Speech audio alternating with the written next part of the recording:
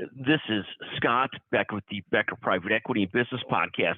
Today's discussion is, should you use an investment banker for a transaction? And here's why this question comes up. When we're dealing with different types of founders, different types of business owners, often they're concerned about the fee that an investment banker will charge. For example, if the investment banker charges 2 to 8%, depending on the size of the transaction, that's a big fee, or can be a big fee, and sometimes participants think that that's going to come out of their pocket, or that's going to cost them, and sort of they won't get the value for it. They won't get 2 to 8% more in the transaction price, and so forth. My perspective in this is that for almost any transaction, particularly above a certain size, it almost always makes sense to use an investment banker. The investment banker has to be very good at what they do. They've got to be very understanding of the industry they're in.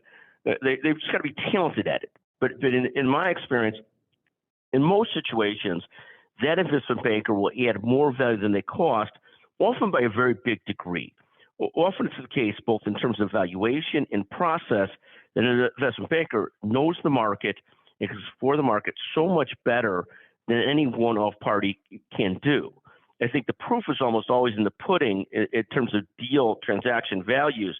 But what you see in many deals is the buyer often will want the seller not to use a banker. And we view this as almost the greatest signal ever that you probably should use a banker.